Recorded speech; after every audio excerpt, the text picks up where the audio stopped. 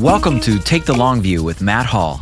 This is a podcast to help reframe the way you think about your money, emotions, behavior, and time. The goal? Helping you live richly. We'll talk with the best thought leaders we know to learn from their meaningful experiences. We'll bury the vegetables of world-class thinking in stories and conversation, helping you reframe your perspective so that you too can put the odds of long-term success on your side.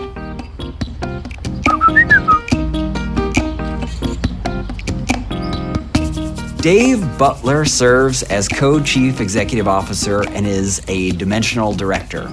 He joined Dimensional in 1995 and brings more than 20 years of experience working with financial advisors. He leads a worldwide team of regional directors and client services professionals who apply Dimensional strategies and resources to help advisors provide investors with an outstanding client experience. Dave is on the firm's executive committee and has been involved with firm-wide strategic vision and decision-making for many years. Dave attended the University of California, Berkeley, earned his BS in marketing and finance in 1986 and an MBA in 1990. He received the CFA designation in 1998, played basketball for Cal, was drafted by the Boston Celtics, I think played basketball in Turkey and then in England also. He was inducted into the Cal Athletics Hall of Fame in 2014, and he was named to the Pac-12 Basketball Hall of Honor.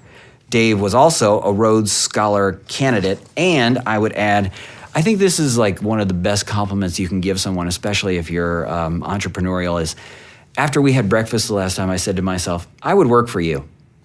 I mean, you are the man. People say that, but you are the man. I think you are the man. I've always, whenever I walk away from interactions with you, it's always the same feeling, so appreciate that comment.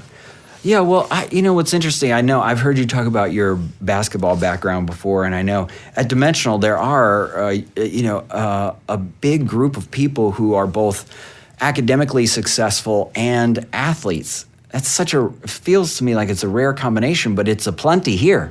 Yeah, I think it's not planned, but I think I think athletics teaches you a lot about teamwork and collaboration, and I think the other guy, another gal, the empathy towards other people. So I think there's a real benefit from sport, and I always get this question about athletics and what'd you take away from it. I think that's probably the biggest lesson was just how do you play with people, how do you be a good teammate, how do you defer to others, and how do you take the lead at times when you have to on the court or on the field or whatever you're playing. Mm-hmm. So how tall are you? 6'9", so they've had me at different levels throughout my career. I was 6'10" 1 year in Europe. I was 6'6.5" at the NBA tryout camp. So there's I think you put your finger in the air and just got to take a guess at it. And yet you're not the tallest person in your family. No, yeah, my younger brother Greg, I call him my little brother. He's 7 feet, and he played. He's 2 years younger than me. He played at Stanford. So Greg and I used to guard each other actually in college. So Cal Stanford was sort of the rivalry in the Bay Area, and we played each other 4 times over, or actually 8 times over 4 years, and guarded each other quite often. So that was an interesting dynamic. He a little more successful in basketball. He got drafted by the New York Knicks in the second round. Played with the Knicks for 2 years, backed up Patrick Ewing, and then he finished his career in the NBA with the LA Clippers, and then he played in Europe for 8 years after that with every country and every league imaginable. You played in Europe. What was your experience like? Do you have any good memories from those days? Yeah, you mentioned my basketball career. So the year I came out was in 1987. There was an NBA player strike that year. So I got drafted, and normally players would be able to go to the rookie camp and see if they had a chance to make the main roster. But they because of the strike, they had no camp that year. So I was a 22-year-old kid. I was in the best shape of my life, ready to go make the Boston Celtics. And there was a strike the day before camp started. They called and said there will be no camp. And so the view was there wouldn't be a season that year.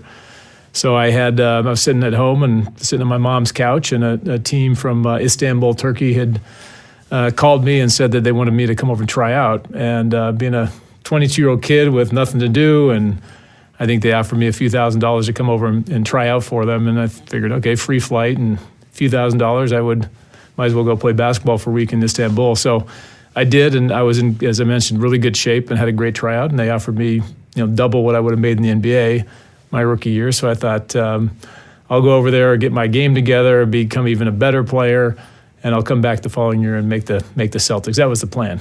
Wow. So then you're in your basketball career, you don't make it to the NBA, you get hurt, right? Is that what happens? Yeah, so in Turkey, I actually, fast forward to the end of the year, I end up tearing up my calf, which was my gastroc, which is the muscle that connects the calf to the Achilles. And so came back from that and never really quite got good enough from a physical perspective to get back to the level I was. So I think I've mentioned this story to you the last time around. Was I played a year in Japan, came back, finished up my MBA, and at Berkeley, and then I thought, well, I wanted to have one more year just to finish it out, make sure I didn't miss something basketball-wise, and so I took a job with a team in Birmingham, England, and I'd say about 2 months into it, I recognized that my leg was not getting any better. And my mom called and said that a gentleman from one of the big investment banks in New York had called and said that there's a job waiting for me in New York, and I would have to start on Monday. So this was Saturday morning. So I walked into the coach's office and I said, look, I just got my MBA at Berkeley, and being on Wall Street is kind of where you want to be if you're a finance major. And so I said, I'm gonna hop a plane and go to New York. So I literally got on a plane Sunday morning, got into New York Sunday night. My younger brother, Greg, the 7-footer, was there, picked me up at the airport, took me over to his apartment. He had 2 suits in his closet, big enough for me as a 7-footer. And so he let me borrow that suit on Sunday night. I walked in Monday morning and started my first job in finance. So people often ask, what was the transition like to get from sports to real life? And I always tell them it took about 24 hours, actually. Yeah, pretty quick. Yeah. Okay, so then what's that experience like for you? You're in New York, you're living the dream as maybe you were starting to imagine it post being injured. What do you remember from those days? Well, New York's a great city, a lot of fun. I remember as a young 20-something kid in New York. But the main takeaway, I think, is that I was probably 3 years into the job and just was not overly excited about what I was doing and not overly excited about what I was seeing in that world. And what I was seeing was, and you and I talked about this a while back, was I've seen, from an investment perspective, it was speculation, it was high commission, it was high transaction. It was, is there a way for me as the broker to you to get you to trade more often than you should? And the experience was not a positive one for me. And so I had made the decision about 3 years into the role that I was going to get out of financial services completely and go back to California and be a high school teacher and a basketball coach. And I wanted to make an impact on people, and I thought I could do that as a teacher and a coach with high school kids. And I think it was about a week before Christmas break back in 1994, I was at my desk, I was reading the Wall Street Journal, and there was an ad on the 17th page, bottom right corner, 2-line ad that said, Money Manager, Santa Monica, California. And as a California kid, I liked the 3 words, Santa Monica, California. So I sent a resume out, and it turned out that it was Dimensional Fund Advisors. And I walked into the office that day, went up to the 11th floor, got off the elevator, and a guy named Dan Wheeler, who you know well, Dan, who started the financial advisor business at Dimensional, was there to greet me. And then off to the left was David Booth and a gentleman named Merton Miller, who was a Nobel Prize winner and on the board of directors at the time. And David said to Dan, he said, I've got another meeting to go to. Would you mind taking Merton to lunch with you? And Dan said, sure. And so there I was on my first interview at Dimensional with a Nobel Prize winner in finance. And he was going through all the simple capital market tenets, markets work and diversification is your buddy and so forth. And just was a terrific guy and just the most modest gentleman I think I've ever met. And, I walked out of that meeting with Merton, and I went back and talked to Dan for a bit, and then I talked to David Booth, and I went home that night and pulled out my old finance books and started reading the names like Fama and French and Miller and Scholes and so forth, and thought, wow, this is something interesting and something different and something special. And Dan made a statement to me that day that really caught my attention and really made me rethink why and how I could be in financial services. And he said that, we're going to change the way investment advice is given in this country. And I thought that was a pretty big statement, changing the way investment advice was given in the country. And he went on to kind of suggest that there's this new breed of independent advisors who worked in the best interest of clients, and they acted as fiduciaries to the clients and so forth. And he described this model that he thought was going to be the model that would be the main model going forward in the business over time. And it turned out that was the case. And it just inspired me. I thought this is the first chance I thought I could be in the financial services space and do something good for clients and do it well. And I literally left that meeting with Dan and signed up the next day. Okay, so how many years ago was that? Was that 25, 26 years? 25 years ago, yeah. So What's funny is the inspiration and just hearing you talk about that, all of it is still here. Even though the size is so different, even though you were catching it at the infancy, I can't think of anything you just said that's different today, which is just gives me a lot of energy too. Let's go back and talk about low expectations. You fill out, you send in the resume and respond to the ad. Yeah. I have to imagine, one, you've never heard of Dimensional. Never heard of Dimensional. I mean, who had at the time, right? They weren't seeking, public awareness. Correct. Yeah. And really only at the time marketing or selling to institutions, right? Right. Yep. So you couldn't have gone to the interview thinking, this is my dream job. You were thinking Santa Monica, California. That's exactly right. And I this is sort of where luck in life comes into play too. I had made a decision. I was at home for Christmas break, and I was probably 45 minutes to an hour away from the job interview. And it was that morning, and I thought to myself, I didn't really understand the description, the way the person that I had contacted described Dimensional, and I thought it was sort of a retail kind of a job, and I was an institutional salesperson in New York, and I had worked for one of the big investment banks, and so on and so forth. And so I thought to myself, I think I'll probably just not go take a pass on this and call in sick. And I made a decision right before that. I said, well, I made a commitment to be there, and something from the days of your mom and your dad telling you, meet your commitments.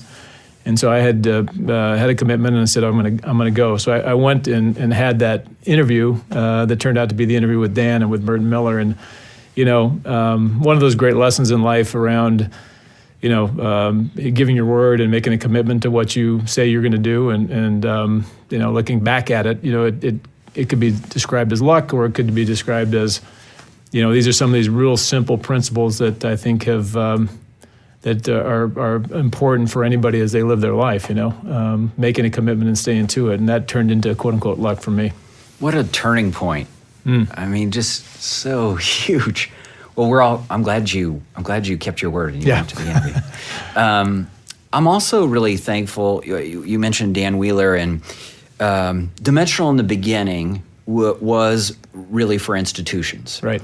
And do you want to talk for just a second about the thinking early on? Well, there are two things I want to touch on: the thinking early on, why just talk to institutions, and then two, I'd like to talk about the first fund, the 910 fund. And our firm's motto is take the long view. This podcast is called Take the Long View. I think the early days of the first fund connect to taking the long view, because I think there were some rough days in the earliest days of the first strategy. Absolutely. So could you talk about some of the thinking early on, before there was an advisor division or any sort of connection to the public, and what the thinking was there? Yeah, I love to tell the story, because it really is a story of Dimensional. It's the story of David Booth. It's the story of all these academics we were associated with. And one of the board members, Mac McQuown, was David Booth's first boss at Wells Fargo. And back in the 60s, Mac started organizing these forums for academics to present papers, to discuss research topics and so forth. And at those meetings, this energy kind of started to develop around, the idea of indexing or kind of passive management, if you will. And in the early 70s, Rex Singfield, who was one of David's early co-founders here at the Dimensional, he started an S&P 500 fund at American National Bank in Chicago.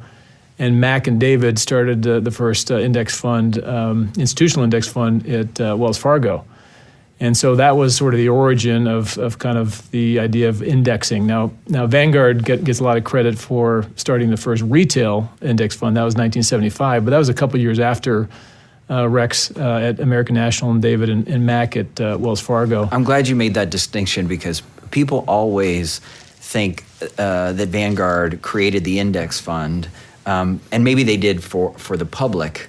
But yeah, a few years earlier, the first index fund was really created by David Booth and Rex Singfield and others, but for commercial purposes. Yeah, that's right. And John Bogle and David Booth knew each other, and as well as Mac McCown. And so there was a real collaborative spirit around this idea of coming out with a portfolio that was going to be good for clients, i.e. diversified and low cost and so forth. So, Rex actually David and Mac shared a lot of the work they had done at Wells Fargo with John Bogle in preparation for that launch of the retail index fund. So that was kind of a cool collaboration amongst that group of people at that time. Then in '81 is when Dimensional was launched, and the idea was to offer institutional clients access to small cap stocks via this fund called the Dimensional 910 Fund, and 910 representing the 9th and 10th decile, the bottom 20% of stock market capitalization stocks. So that was the start of Dimensional, and Rex and David, actually it was David, launched the fund. He tells a story about launching it from his brownstone in Brooklyn, and of course the concept was again to diversify institutional clients into small cap stocks and give them a low cost way to access that.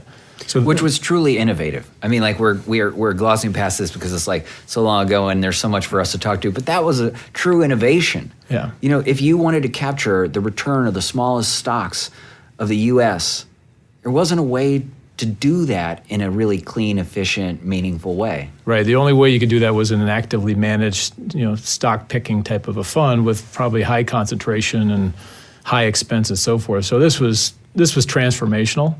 And, this is one of those moments in time when we talk about multi-factor investing and we talk about smart beta, et cetera, that was the original smart beta multi-factor fund. So everything that we've seen today, 40 years later, and all the ETFs that follow multi-factor investing in the funds and so forth, that was the number one. That was the first one that was really on the in the market for institutional investors, and that was a transformational moment in the industry, I think. And then it gets off to a rocket ship of a start? No. I think the next 8 or 9 years are terrible performance for that strategy. Yeah. I mean, I think I don't know how long it lasted, but it was one of the worst periods to have a micro-cap strategy.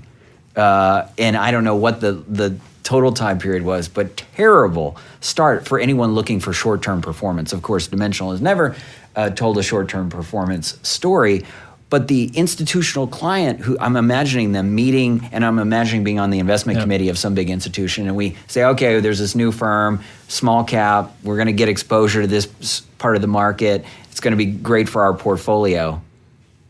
Wow. Yeah, so that comes back to another really foundational part of Dimensional's story, which is setting expectations and meeting expectations. And the setting expectation part was, David Booth went to the institutional clients and said, listen, we want to give you diversification into small cap stocks, and we're going to give you the return of small cap stocks. Now, it happened that for the next 9 years, small cap stocks underperformed large caps, and so that was the performance difference that you were mentioning earlier.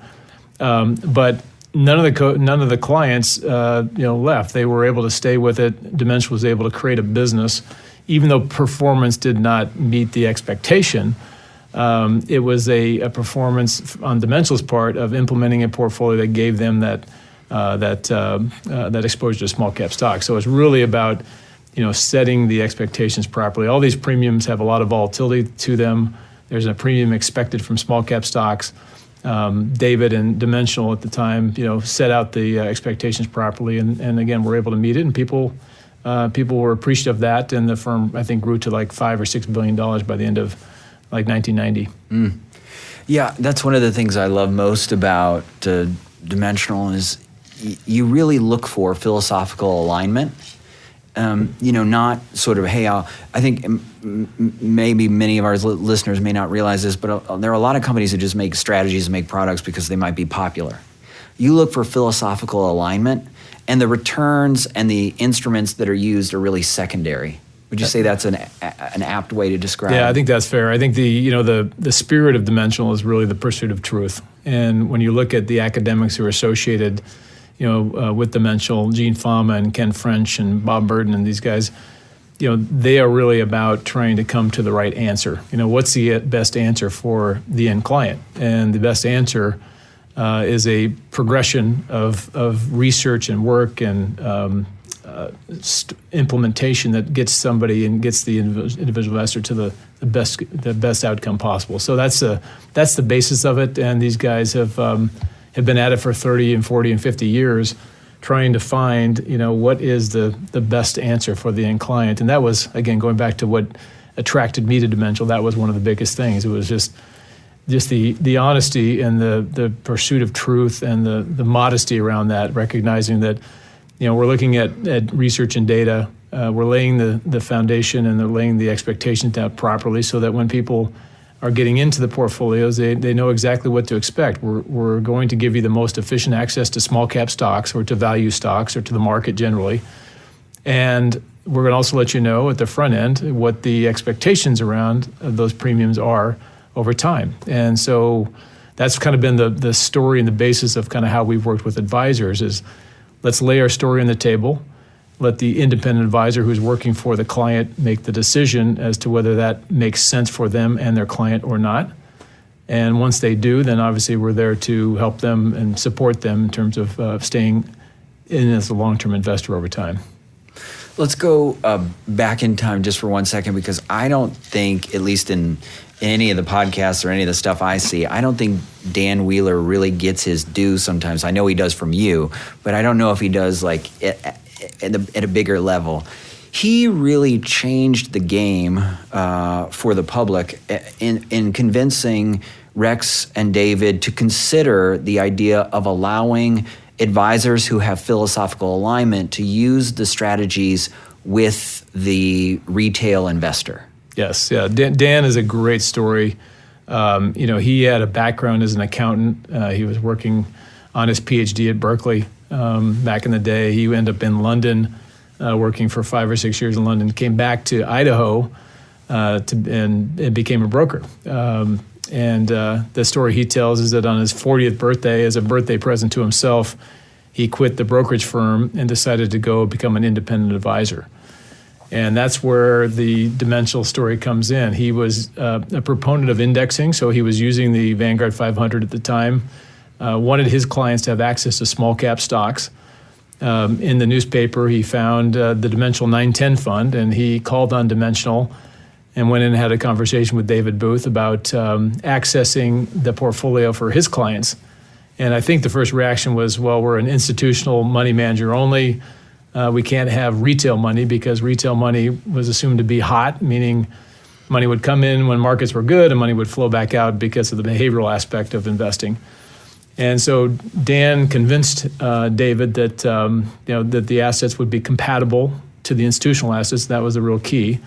He said they had an investment policy statement, that he spent a lot of time with his clients, meeting by meeting and so forth, kind of keeping them focused on what they're trying to accomplish on the investment side. So David, to his credit, and this is one of the big aspects I think that David's done really well over time, is he was open to that possibility, and he allowed Dan to go out and actually use that portfolio with his clients. And that was so he became the first financial advisor accessing Dimensional funds.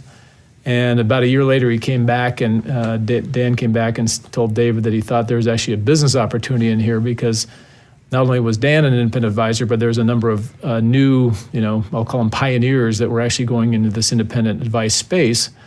And most of them were actually custodying the assets at Charles Schwab. And so Dimensional could be in the, call it the quote unquote retail space, but they could do it via financial advisors who would be able to impact, the movement of cash flow and make sure that there's a compatibility to the assets in the portfolio, so that wouldn't disrupt the institutional assets there.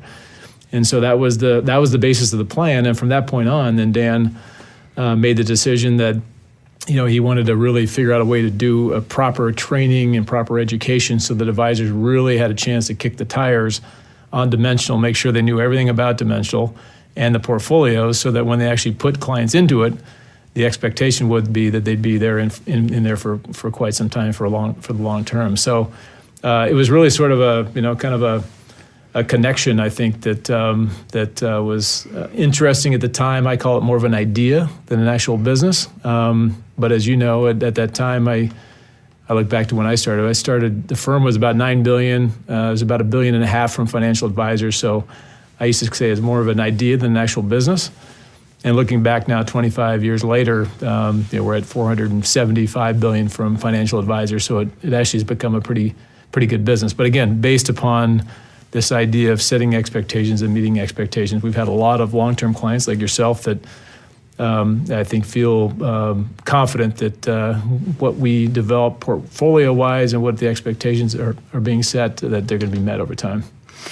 Oh gosh, so many things we could talk about. Number one, I'm so grateful that Dan Wheeler is a charismatic, convincing salesperson, and that David Booth and Rex were open to the idea. Yeah. Because that was really a pivotal decision there.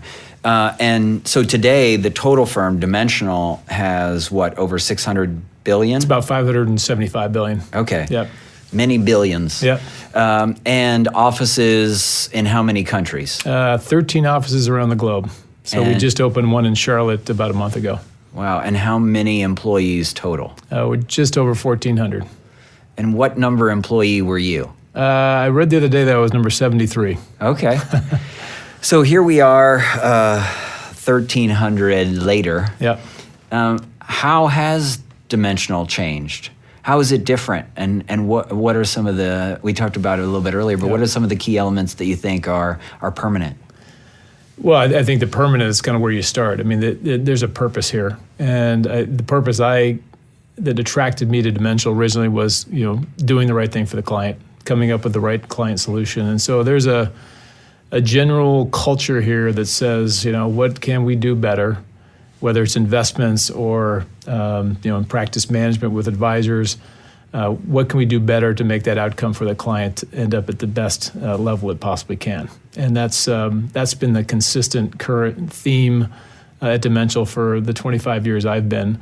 And sometimes you hear those types of things. You say, yeah, maybe that could be, maybe that couldn't be. But the reality is that's it. And that starts from the top. So when I go back to Merton Miller and I go back to David Booth and I go back to Gene Fama, these guys are very, very clear about how they think, about what they think the right thing is for the investor and what's the right thing for the culture of the firm. And that's something we've made a specific part of our business over the last 25 years is just, how do you maintain the culture? How do you make sure that everybody that comes on board is lined up with that purpose? And so I think when I think about leadership and I think about, okay, how do you impact that? It really starts with purpose. And then there's a little aspect of passion that comes with it. So when you think about guys like Dan and David Booth and Merton Miller and Gene Fama, these guys are passionate about what they think the right answer is for the client. And very, very clear thinking around that concept. And then lastly, I think is vision. Just sort of how do you get the vision of the firm in a place that's going to allow for us to be great stewards of the assets. And I'll give David Booth a lot of credit on that. When we were a $50 billion firm, the expectation was if we continued the same growth rate over the next 15 years, from 2003 to 2018, we'd be a $500 billion firm. And he put that out as a vision for the firm. And it wasn't a sales vision. It wasn't a sales goal. It was a challenge to every manager here to say, listen, if we're going to be great stewards to $500 billion in assets, let's start thinking about how we have to hire, how we have to educate, how we have to train, how we have to plan for the future.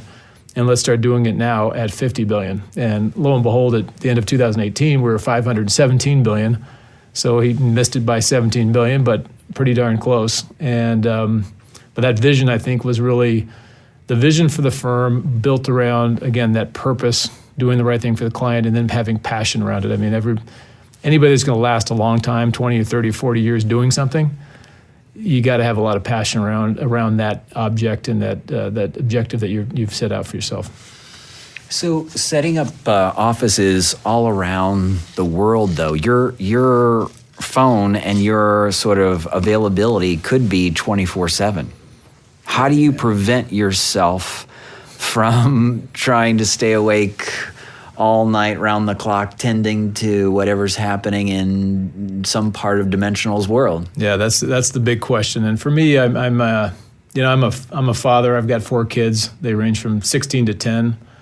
And when I think about my role, and David Booth has been great about this. I mean, we're here and we're expected to put all effort and energy into it. And you've seen us at conferences and anywhere else. We love what we do, but also the recognition of the balance. How do you find the balance so that you have a family life and you have time with your kids and you're being purposeful about who you are and what you're trying to create.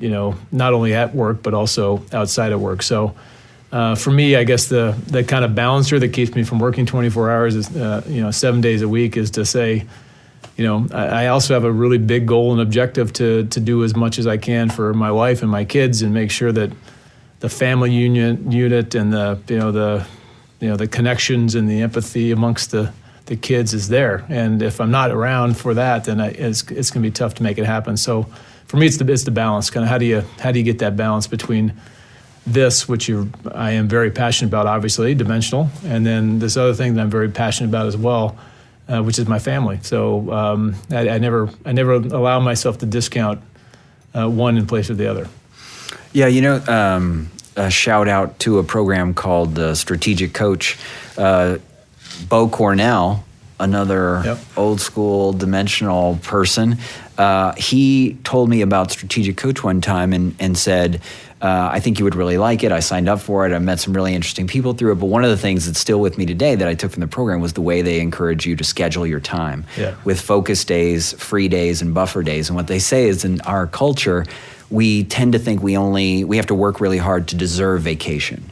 And really what happens then is you force people to tolerate you in a less productive state as you work to sort of earn your free time. Yeah. They try to reposition free time such that it keeps you fresh and it sort of max productivity and efficiency and probably the best version of yourself. And so your job is to schedule free days and really take time off to allow yourself to recharge and rejuvenate, not necessarily vacation as a reward. I think that's right. I think, the question as a leader, and I know you're in this position too, is how do you back yourself off to get the best out of your energy? And you have to find the way to do that. And everybody's different. Some people can go 24/7 and want to do that. But, my view is, and I remember Bo Cornell talking about that, and to this day, I'm not great at it, but I try to schedule and I try to find slots of time that are free time or me time or moments when I can just think or imagine or be strategic about, ideas that might come to mind. So I think if you don't allow yourself to do those sorts of things, then I think you have the possibility to kind of run yourself in the ground and not in a positive way. So balance to me, just like diversifying your assets and diversifying across many stocks, that's really important in terms of your life and the kind of way you live it. Yeah, let's talk about life for a second. Okay, so you have 4 kids. Did they think what their dad does is cool? I think they're starting to think about what it is. So, the great thing I've seen at Dimensional over the years is the number of kids that either have ended up working for Dimensional, kids whose parents have worked here, or when I look at advisors whose kids I've known since they were 3 or 4 years old, they're now in the business, or they're now working for Dimensional, for instance. So, you see a lot of that, and to me that says that if a kid, when they're 4, 5, 10, or 15, or whatever it is, if they see their parents come home and they're energetic about what they do and excited and passionate about it, they're going to look at that and say, maybe I'm not sure what dad or mom does, but it seems like they're very happy and they're very excited about what they do. And that comes back to the purpose part. So I think the beauty of this community and what I've seen over the 25 years, I think what am I most proud of? I love seeing these advisory firms develop, grow, get better. I love seeing the client experience that results. I love to see the interaction between the advisor and the client and the trust that's been developed and the just the happiness around where they are in life and their retirement. And that's the sort of stuff that I think gives all of us energy, and we're obviously at Dimensional, we're a second component to that, so we're not the direct advisor with that relationship, but I can tell you everybody at Dimensional, their biggest pleasure is to see the advisor who's had success, who has really happy clients, and we get to see and meet some of them at some of our investor symposiums. That's the coolest part of the business. And so I think that translates into the kids. And my older two are just starting to see that. They're starting to understand what I do and what money management is and what an advisor is and so forth. That's where I think it's getting fun with the kids. Yeah, it's so interesting because if you think about where everything has to intersect for it to get to that fun place, there's all this academic research that then gets put into practice or applied by someone, and then it has to meet up with someone's real life and make a difference. Yeah. And seeing that whole sort of ecosystem come alive and have a real impact, you're right, that is one of the most fun and satisfying parts of this job. And I would say to you, if I could be a virtual thank you note on behalf of a lot of the other people we work with, I mean, I'm extraordinarily grateful. I mean, there is no other company like you. There are people who are making strategies or products that are imitations or are similar to what Dimensional has been doing for a long time, but you really are sort of the mothership of this way of thinking, of this philosophy. Well, thank you. And I think it's really about everybody plays their right position to get to a solution that's the right answer. So when I think about Dimensional, Dimensional is the experts on the capital markets, and Fama and French and those types are thinking, and Gerard O'Reilly, my co-CEO, they're thinking about, what's the right research to look at, what's the right design of the portfolio, how do we implement in a more efficient way. So that's what we do. And we fully recognize, and this has been from day one, is that we see the advisor being the expert on the client and their client situation. So everything that they need to know about the client that relates to their retirement and their charitable aspirations and their kids and college concepts and so forth, that's what the advisor does. And Diablo obviously add discipline into the factor as well, into the space. So having both of those pieces come together, that leads to that great client experience that we all envisioned, that I envisioned back 25 years ago when I was ready to leave the industry. I thought, man, it could be like this. Mm-hmm. Why wouldn't it, and why couldn't it, and why shouldn't it? And that's been the outcome, and that's what I think has been so satisfying. And just again to see the clients who work with the advisors, how grateful they are and how happy they are with their advisor, and happy with Dimensional as well. That's you got to have that feeling and that feedback to be able to do it for 20 or 30 or 40 years. Yeah, I always wish we could use testimonials, which we can't, but there's so many great stories we could share about the sort of the long-term impact this way of thinking has had on real people's lives. Okay, so I know this might be an annoying question, and it could be just semantics at some level, but in our world, people used to say indexing, and then they said passive. And now some of us say evidence-based, and some people say Dimensional is active. What do you say? Well, we call it dimensional investing, and I like this quote that David Booth made in an article a couple of years ago, which is, we can beat the market without outguessing the market. So, we're not stock pickers. We think that price is the hero, as my counterpart Gerard O'Reilly says. We think price reflects information in the markets, and the market is this great information processing machine. And so that's a starting point. And then from there, you start to look at the data and say, okay, where does the data suggest that we could invest or we could deploy assets to get the highest return? And then how do we implement in a fashion that's going to be the most efficient? So dimensional investing is all of that, and it's not I think a description that can be kind of boiled down to one word or two words or whatever it might be. I think it's an approach to the capital markets that is different than everything else out there, and it's a very worthy approach to accessing the markets and deploying clients' assets. So I would just say, I think we are in the game. We're in the alpha game. We think we can beat the market, and we can do that without outguessing the market. I think that's a great description by David. But if you try to get exposure to a portion of the market You also are always talking about the little things you do around the edges to add value. Do you want to say anything about what all those sort of like secret execution pieces are that really make a difference, that could be the unsung heroes of some of the dimensional story? You know, I was thinking about that today, and I won't tell you about all the details because there is a lot of detail to that. But the anecdote I was thinking about is that how do you describe that to, you know, we always talk about Mrs. Butler, my mom. How do I explain how we differentiate ourselves? How do we do it differently? And I was thinking about today, for some reason, an analogy around golf. You know, everybody knows what you're supposed to do in golf. You're supposed to hit the ball into the hole, and you're supposed to do it in 3 or 4 or 5 shots, whatever it might be. But as we all know, that simple answer is real different than the reality out on the golf course. You know, whether there's a slant in the hill, or whether you want to shoot over a tree or under a tree or whatever it might be. So where I think Dimensional has really differentiated itself, and you can see this from our body of work on a long-term track record, is all of those implementation aspects to portfolio management and portfolio design 1, and then implementation 2.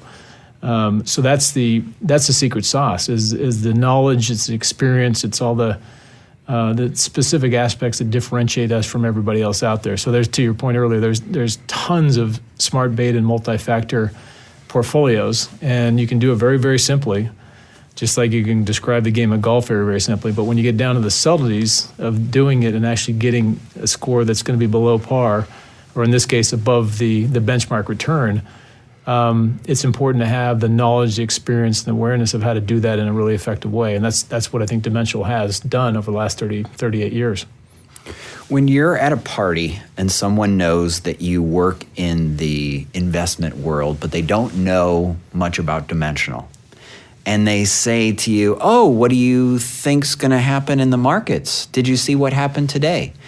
I'm sure you have a better answer than I do, but I normally have kind of a flip answer that I want to improve on. What do you say when people say? I'd love to hear your answer. I don't care. It's irrelevant. Doesn't matter. Let me tell you what take the long view means. Let me give you a copy of my book. Things like that. It depends on if they have 3 hours and 36 minutes, which is about what it takes to read the book, or listen to the audio version, or if they want the 30-second version. But I think there's so often people are asking a nice question, just trying to express interest in what you do.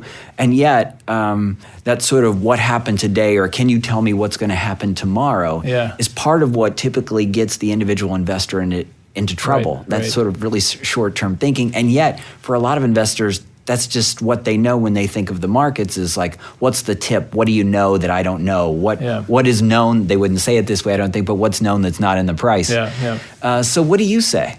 Well, I always think of Dan's comment about, he has an opinion about what's happening in the markets today, but God forbid he tries to invest based upon that opinion. So that kind of sets up this idea that there is no crystal ball. There is no look into the future and tell me what's going to happen tomorrow. The price, going back to this idea, and it's the idea of a information processing machine, that's a concept that people, if they really think about it and think about the millions and millions of inputs into this thing called the price, the idea that you or I or anybody else are going to actually be able to outthink that price on a regular basis is a real stretch. And so we've tried to think years about how do we describe that, and how is it this power of the market is so important in terms of investing. But the main key is that the idea that you can actually, or you need to, look into the crystal ball and make some future prediction to be successful is not the case. You can deploy your assets, you can do it in an efficient way, and you can have success, meaning you can get returns from the capital markets over time. Well, let's wrap up by saying this. You are a superstar. I still feel the same as I said at the beginning. I'd work for you. You are amazing, rock solid individual. I'm so glad that you went to your interview all these years ago. I bet you are too. Yep. And I guess, is there anything you're working on in the future that excites you or you want us to know about? Well, I think we continue to be a firm that obviously is in pursuit of the great ideas. So, on the research and trading side, we're constantly pursuing the best solution and best answer. So I think advisors and their clients need to know that for sure.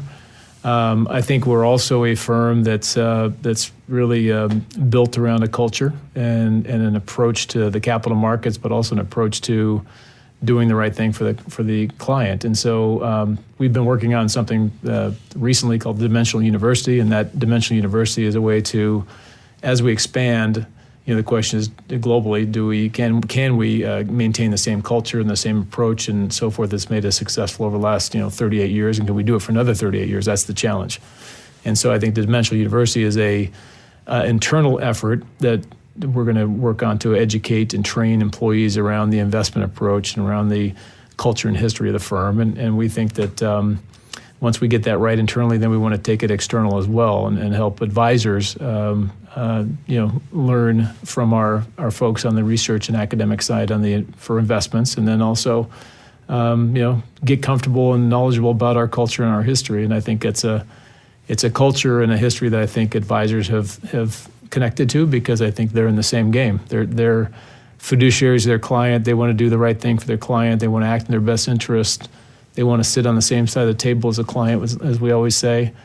And that is really the spirit of the whole thing. That is the purpose. So I think an extension of that spirit, an extension of that purpose is going to be the key to successful investment experiences, and then the successful engagements that we have with advisors on a go-forward basis. So that's kind of where we are. That's what we want to do. We want to make sure this thing extends. And my part of my role after being here 25 years is to make sure that this thing called Dimensional and what's been created, that the culture and the history and the approach and the pursuit of excellence, pursuit of truth is always there over the next 25 or 30 years as well.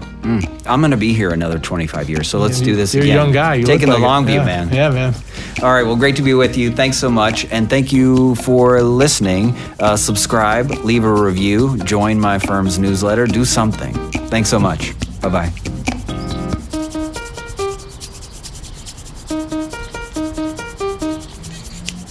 What would you tell others money can't buy?